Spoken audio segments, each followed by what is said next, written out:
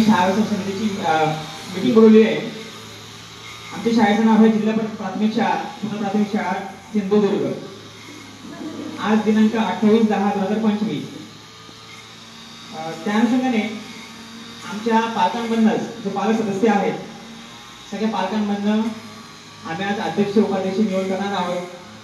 तर सर बसते, मी बसून घेतो।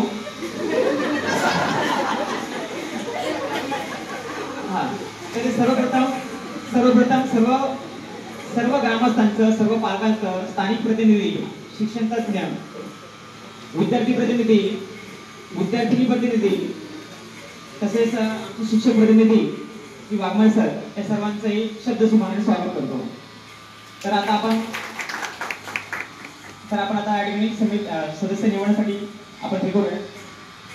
आपण पालकांबद्दलच सांगायचंय की कोण इच्छुक असणार ते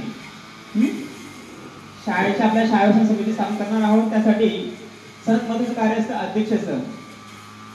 शाळेचे मुख्याध्यापक हे सदस्य सचिव असतात, त्यानंतर अध्यक्ष निवड करतो आपण। अध्यक्षासाठी कोणी इच्छुक असेल त्यांनी आपला हात वरती करावा।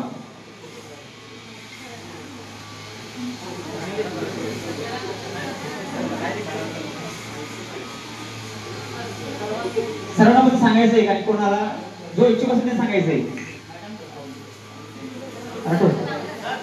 ठीक आहे, सर्वांमध्ये राठोड सरांनी इच्छुक आपली इच्छा व्यक्त केली आहे। तरी युवराज राठोड हे आपल्या शाळेचे नवीन अध्यक्ष असणार। त्यानंतर उपाध्यक्षासाठी कोण इच्छुक असेल तर त्यांनी आपलं नाव सांगावं। उपाध्यक्षासाठी ओके, रेणुका केगार हे आपले शाळा समितीचे उपाध्यक्ष म्हणून निवड करण्यात आली आहे। त्यानंतर जवळपास आपल्याला 12 ते 16 सदस्य घ्यावे लागतात एकूण, सदस्य सचिव सोडून, म्हणजे एकूण संख्या 1700 होत असते। तर त्या ठिकाणी आता आपल्याकडे सदस्य लागणार आहेत। आता सदस्यांची निवड ही आपण आपल्या पालकांमध्येच करणार आहोत। आपल्या पालकांमध्ये जवळपास आपल्याला या ठिकाणी जे पालक लाभले आहेत त्या लाभलेल्या पालकांमधून जवळपास 50% आपल्याला महिलांची गरज असणार आहे। त्यामुळे सदस्यासाठी पण महिलांशी आपले हात उंचावे, उंच करून सांगावे। ठीक आहे, तर कोण कोण सदस्य म्हणून इच्छुक असणार त्यांनी आपले नाव सांगावे। ओके, हिना बागवान, विद्या कातखडे। ओके, विद्या कातखडे ह्या पण आपले सदस्य असणार आहे। हिना बागवान सदस्य असणार आहे। राकेश शिंदे ह्या पण आपले सदस्य असणार आहे। रवींद्र मोरे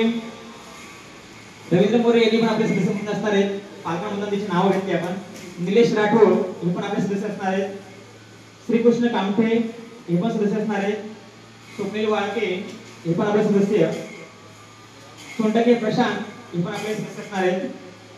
त्यानंतर आपली जी वाडी आहे, आपल्या वाडीतले जे ग्रामपंचायत सदस्य आहेत, स्थानिक प्रतिनिधी, ते आपले एकच आहेत।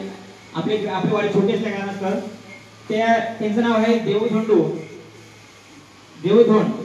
यांचं आपण स्थानिक प्रतिनिधी म्हणून त्याची निवड करण्यात आलेली आहे। तसेच शिक्षणप्रेमी, तर आपल्या गावातले जे शिक्षणप्रेमी आहेत, शिक्षण तज्ञ असे गौरवशी सुतार यांची आपण शिक्षणप्रेमी म्हणून निवड करण्यात आलेली आहे। त्यांनी उभ्या नमस्कार करावा। नमस्कार। बघा, शिक्षणप्रेमीचा रोल असतो आपल्याला शाळेत सदस्य असणार आहे आणि गणेश बोगे सुद्धा सदस्य असणार आहे। ठीक आहे सर, अशा प्रकारे आपली शाळा समिती पहिली सभा या ठिकाणी स्थापन होत झालेली आहे। पहिल्या सभेमध्ये आपण या ठिकाणी सदस्यांची निवड केलेली आहे, म्हणजे पूर्णतः शाळा समिती आपण गठीत केलेली आहे। श्री राठोड यांना विनंती करतो की त्यांनी आपला आसन ग्रहण करावे।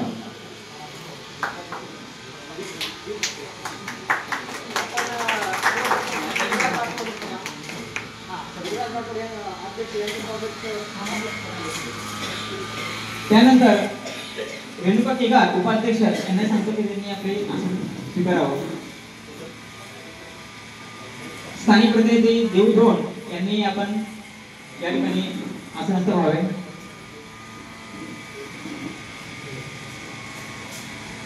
तसेच शिक्षणप्रेमी श्री गोरक्षी सुतार यांनी आपलं आसन ग्रहण करावे।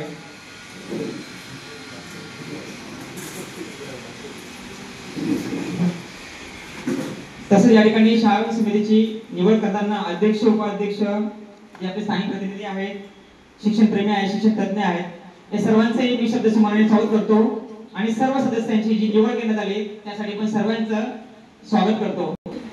अध्यक्ष श्री युवराज राठोड यांचं स्वागत करण्याची विनंती मी आपल्या शाळेचे मुख्याध्यापक श्री महाजन सर यांना करतो की त्यांनी पुष्पगुच्छ देऊन शाळा समितीचे अध्यक्ष श्री युवराज राठोड सर यांचं स्वागत करण्याची विनंती. तसेच आपल्या शाळेच्या उपाध्यक्षा श्रीमती रेणुका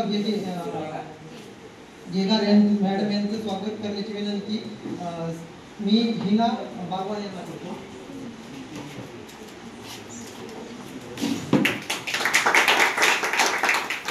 आपल्या गावचे स्थानिक प्रतिनिधी ग्रामपंचायत सदस्य श्री देऊ धोंडे यांचं स्वागत करण्याची विनंती मी श्री मोरे यांना करतो.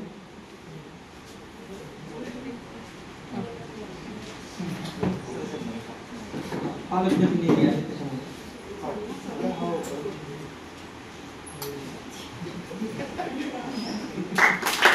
आधी सहा समिती त्यांनी समाविष्ट केलेल्या आहेत. त्या सहा समिती म्हणजे पहिली माता पालक संघ.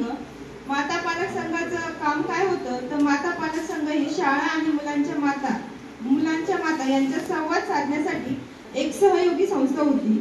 दुसरं शालेय पोषण आहार योजना समिती, सरपंच, आरोग्य सेविका, आरोग्य सेवक, विस्तार अधिकारी, शिक्षक इत्यादी त्यामध्ये समाविष्ट होते. त्यांचे कार्य होते पोषण आहाराचे वाटप, अन्नाची गुणवत्ता तपासणी, नियम, अन्न वाटपासंबंधी सर्व नियमांचे पालन, अहवाल आणि समन्वय.